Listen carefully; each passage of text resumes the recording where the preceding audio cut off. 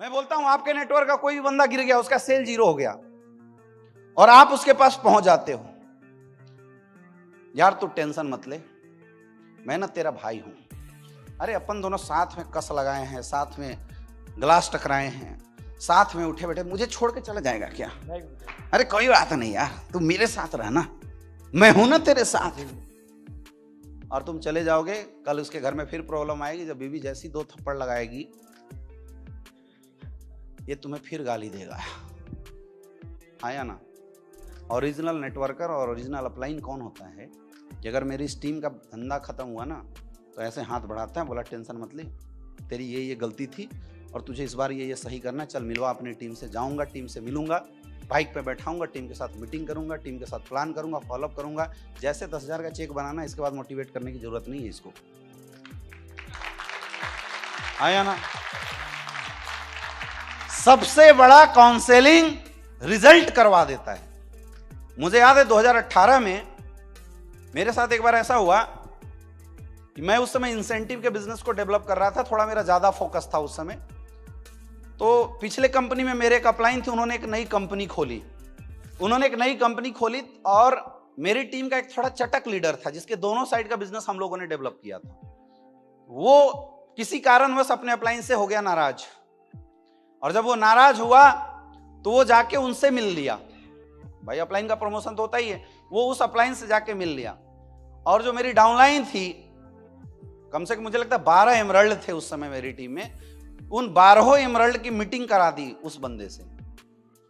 अब उस बंदे ने समझा दिया कि अमित दुबे को मैंने बनाया। बाहर जाने के बाद लोग तो मारते हैं ऐसा डायलॉग, है ना, अमित दुबे को मैंने बनाया, महिपाल सिंह को मैंने बनाया, शिव कुमार को शिव कुमार हमने बनाया, जबकि आज तक मैं मिला ही नहीं था उस बंदे से। जीवन में एक बार मिला था 2 मिनट के लिए, तो लोग डायलॉग मार ही देते हैं। तो उसने समझा दिया कि मैंने बनाया है और इन सबको तैयार मैंने किया, तू आजा मेरे साथ, टॉप आईडी तुझे महिपाल सिंह बना दूंगा, तुझे अमित दुबे बना दूंगा।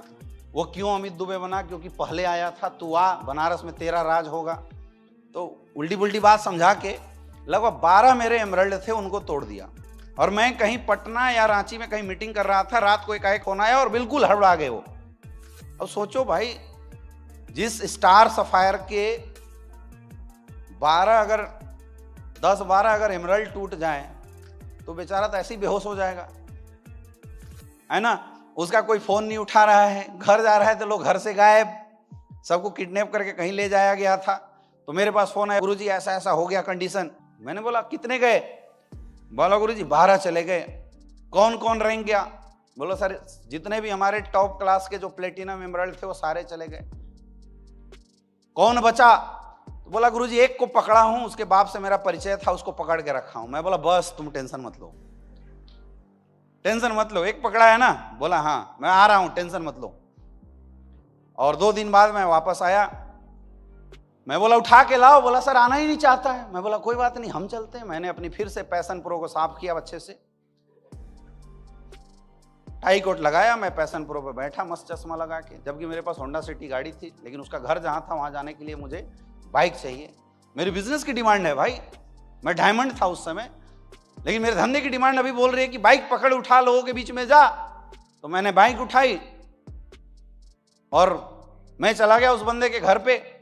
अब जब डायमंड किसी के घर पे जाके हाथ मिला के गला उठा के अगर लगा ले तो कोई मना करेगा क्या?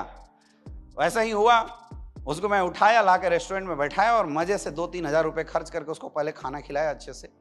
और तब मैंने पूछा बता के अब क्या बात है। मैंने उसकी पूरी काउंसलिंग कराई, तब उसने पूरी पोल खोलनी शुरू करी, क्या क्या अंदर इंटरनल हुआ, कहाँ जिम कॉर्बेट में बुला के कोई ट्रेनिंग दे दिया, इतने में किसी को पता ही नहीं चला। फिर जो मेन लीडर था मैं बोला चल उससे मिलवा, उससे मैं मिला। तो मैंने सबसे बात करी, मैंने बोला यार प्रॉब्लम क्या है तुम्हारी? बोला सर कोई प्रॉब्लम नहीं थी, हमारी सिर्फ एक ही प्रॉब्लम थी कि हमारा बिजनेस जिस अपलाइन के डाउन में मैं काम कर रहा था उसकी वजह से गुरुजी मेरा धंधा उठ नहीं रहा था, इसलिए हम लोग परेशान होकर सर ये डिसीजन बनाए। मैंने बोला चेक दिखाओ।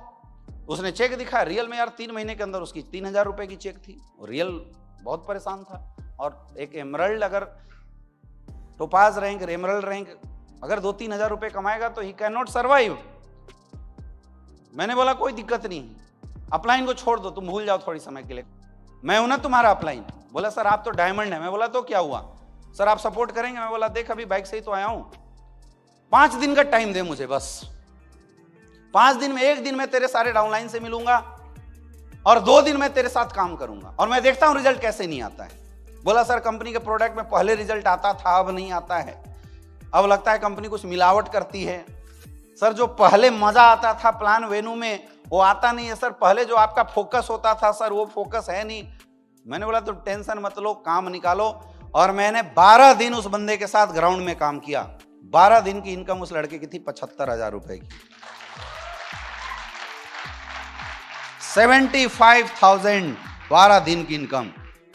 12 दिन डायमंड लेवल पे मैंने बाइक से काम किया। मैंने उसको बताया था तू मत बोलना मैं डायमंड हूं, ये मत बोलना केवल। और मैं ऊपर का ये कोट हटा दिया था, पैंट शर्ट और टाई लगा के बाइक पे बैठ गया, हेलमेट लगा के मस्त। मैं बोला बस तू चल, लोगों से मिलवा, मैं करूंगा प्लान, मैं करूंगा फॉलो अप, देखते हैं रिजल्ट कैसे नहीं आता। जैसे 75,000 का चेक बना, जो मेन बंदा था जो गया हुआ था वो रुक गया हमारे साथ। दूसरे बंदे को फिर मैंने बोला ठीक है अब इनके साथ ऐसे ऐसे तू काम कर, मुझे फोन करके रिपोर्ट देते रहना। दूसरे बंदे को मैंने पकड़ा, क्या प्रॉब्लम है?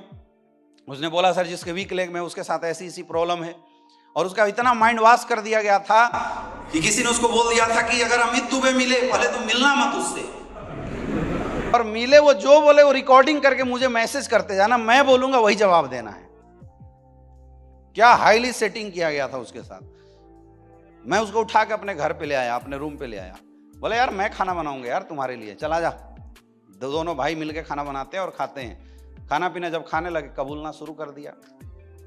प्यार मोहब्बत में तो सब कुछ बाहर आ ही जाती है ना। उसने सब बताना शुरू कर दिया। बोला दिक्कत क्या है? सर यही सेम। और मैं बताया ना मैक्सिमम दिक्कत यही होता है, चेक ना बनना। कोई डाउनलाइन आपको इसलिए छोड़ के जाती है क्योंकि उस बंदे का चेक नहीं बन रहा है, और अगर उसका घर परिवार नहीं चलेगा तो रियल में कोई तुम्हारे साथ टिकने वाला नहीं है। ये सच्चाई है। फेक मोटिवेशन से कुछ नहीं होता है यार। पेट की आग ना लोगों से चोरी करवा देती है, पेट की आग लोगों से मर्डर करवा देती है। तो कोई भी मजबूर होकर कहीं भी जा सकता है। इसमें सबसे बड़ी गलती उस अपलाइन की होती है। 2-4 बदमाश होते हैं अति महत्वाकांक्षी लोग, जिनका पेट नहीं भरता, सोचते हैं किसी को लूट खाएं तभी पेट भरेगा। लेकिन मैक्सिमम टाइम में गलती जो होती है वो उस अपलाइन की होती है जो उसके साथ काम करके ग्राउंड में रिजल्ट नहीं निकालता। मैंने 5 दिन उस बंदे के साथ काम किया और 5 दिन के अंदर उस बंदे की मैंने 20 ज्वाइनिंग निकाली थी। लगभग उस बंदे का हमने 20,000 का चेक बनाया था। 12 और 5 17 दिन मैं ग्राउंड में काम किया हूँ डायमंड लेवल के बाद मेरे भाई। और जब वहां 17 दिन काम करके वापस आया, आज भी जो बंदे हमारे साथ वापस गए थे दोबारा, जब उस बंदे का चेक देखे ना तो वो सारे बंदे वापस आए। उसमें एक बंदा था नालायक जो उलझा रह गया वहां पे, और आज वो समोसे की दुकान पे बैठा हुआ है। जीवन में अगर बेसिक काम करोगे ना, तुम्हें छोड़ के जाने वाले लोग जीवन भर अफसोस करेंगे और तुम्हें याद करेंगे, गलत इंसान को छोड़ के आए हैं। याद रखना, ये ताकत होती है इस बेसिक काम की। कभी भी गिरा हुआ धंधा आप 3 महीने के अंदर ऐसे यूं खड़ा कर सकते हो अगर बेसिक काम आता है तो। मुझे आता है इसलिए मैं कभी डरा नहीं। मैं बोलता हूं मेरा ना सारा प्रॉपर्टी आप छीन लो, सारे बैंक बैलेंस वैलेंस सब खत्म कर दो, मेरे हाथ में एक मोबाइल दे देना जिसमें 1 महीने का डाटा रिचार्ज होना चाहिए, और एक फोल्डर मुझे दे देना, और मुझे अंडमान निकोबार में गिरा दो, ड्रॉप कर दो। कोई जानने वाला नहीं, कुछ नहीं। 1 महीने के अंदर मैं वहां पे आपको 10 कदम ट्रेनिंग लेते हुए दिखाई दूंगा। 1 महीना।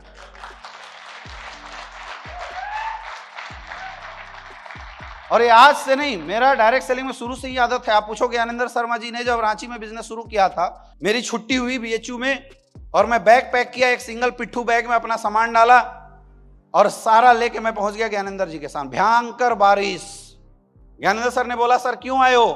मैं बोला यार धंधा उठाने आए तुम्हारे, और क्यों आए हैं? तो उस समय ज्ञानेंद्र शर्मा जी आर्मी में जॉब किया करते थे। मैंने बोला तू बस मेरे ना रात को सोने का अरेंजमेंट कर दो बस कहीं। तो ज्ञानेंद्र जी का कोई एक दोस्त था, वो वकालत की पढ़ाई कर रहा था, तो ज्ञानेंद्र जी ने उसके साथ मेरी सेटिंग करा दी कि यार एक लड़का है और उस समय बहुत बच्चा दिखता भी था, कि बस रात भर के लिए रुकेगा, तुम्हारे साथ कोई प्रॉब्लम तो नहीं होनी चाहिए। मैंने बस अपना आराम से मस्त सेटिंग किया उसके साथ।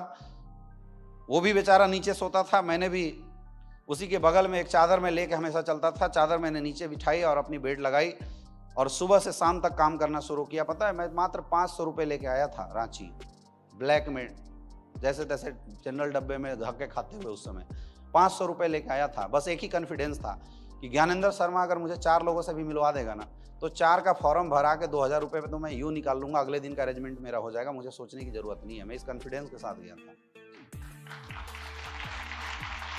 उस समय ज्ञानेंद्र जी टाइम नहीं देते थे क्योंकि इनकी जॉब थी, लेकिन इन्होंने 2-4 अपने जो लोग थे उनसे मुझे मिलवा के और बस ये फ्री हो गए, छोड़ दिया। अब मेरा काम था डेली सुबह उठना, उन लोगों को कॉल करना और उसमें से जो भी फ्री होता था उनके साथ प्लान करना, और कोई ना मिले तो मैं आर्मी के गेट पे जाके खड़ा हो जाता था और जो भी आता जाता था उसको इनवाइट करता था, उससे हाथ मिलाता था। उस समय करीब मुझे लगता है 1.5 महीने का टाइम मैंने इस तरीके से वहां पे दिया था और 1.5 महीने के अंदर वहां पे 35 ज्वाइनिंग मैंने निकाला था उस समय अकेले। 35 ज्वाइनिंग। दम होगा ना तो तुम शहर के शहर खड़ा कर दोगे, अब दम नहीं होगा तो तुम बहाना बनाते रह जाओगे, ये नहीं मिला, वो नहीं मिला, फलना नहीं मिला, ढेकना नहीं मिला। ये कॉन्फिडेंस कब आएगा? जब आप इस बेसिक काम को हमेशा करते रहेंगे जीवन में। ये जितने भी आज सीनियर लेवल के लीडर है मेरे दोस्त, ये यूं ही नहीं बने हैं। मैं आज भी देखता हूं गुरुजी को रेगुलर प्लान करते रहते हैं आज भी। एक दिन हम लोग बैठे हुए थे तो मैंने मजाक में पूछा, गुरुजी सच सच बताना आपकी इस साल क्या लगभग इनकम रही है? तो बोले यार ज्यादा नहीं है, 6 करोड़ का मैंने ITR भरा, अब तुम अंदाजा लगा लो, लगभग 50 लाख रुपए पर मंथ। इस साल तो मुझे लगता है और ज्यादा होगा सर का। 50 लाख रुपए पर मंथ क्यों आ रहा है? कैसे आ रहा है? बेसिक्स।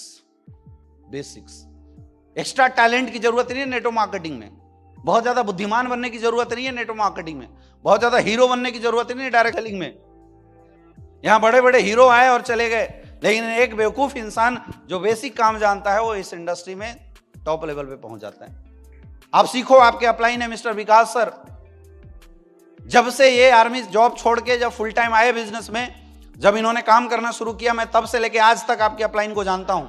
बंदे ने ब्लैक डायमंड बनने से पहले सिंगल डे घर का मुंह नहीं देखा था, सिंगल डे परिवार का चेहरा नहीं देखा।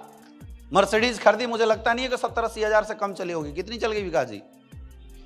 1,09,000 मर्सिडीज जैसी गाड़ी रगड़ा अपलाइन, तब जाके इतनी बड़ी अचीवमेंट है।